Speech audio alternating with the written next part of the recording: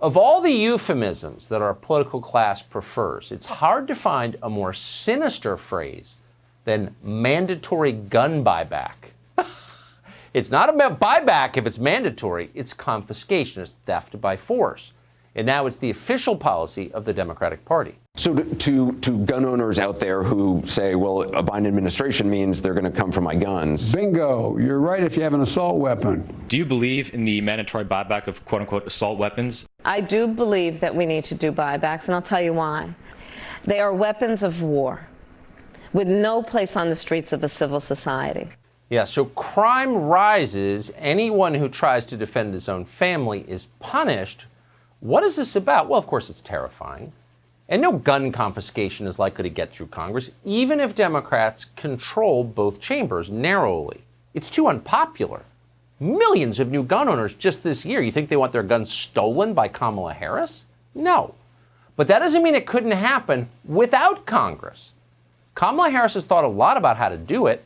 Here's how. I will give the United States Congress 100 days to get their act together and have the courage to pass reasonable gun safety laws. And if they fail to do it, then I will take executive action. Yeah, executive action. Of course, she'll exempt her own bodyguards. Needless to say, you'll keep paying for them. They'll be heavily armed.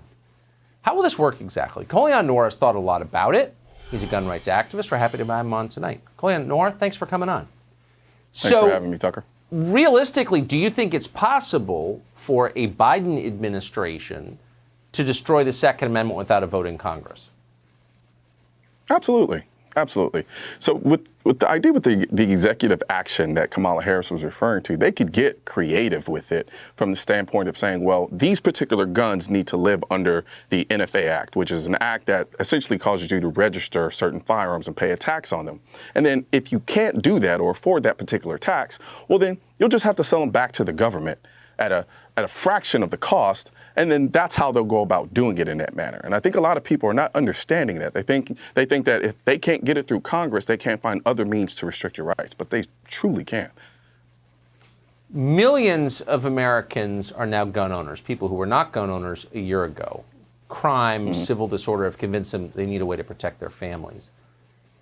A lot of those people will wind up, without even knowing it, becoming felons under this new scheme.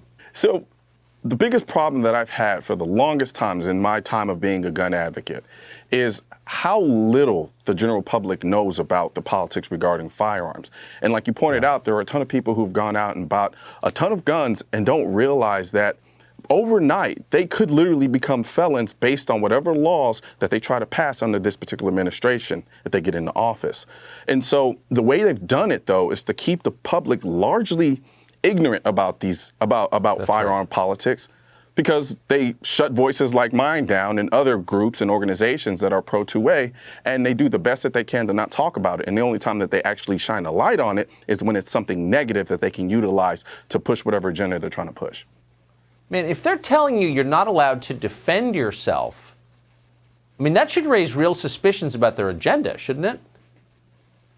Absolutely. But you have to understand, Tucker, the whole point is control. That's the overall goal is control. Right. And the most precious thing we have in this world is our life. So the person who can control that, or the defense of that, is essentially in control. So a population of people that have firearms that can protect their lives adequately without having to rely on the government isn't under the thumb or the control of the government. So if they can take that from you and force you to depend on them, then they understand that they have the control at that point. And that is their ultimate goal. There's a reason the first two amendments to the Constitution are freedom of speech and religion, and the Second Amendment, the right to defend yourself.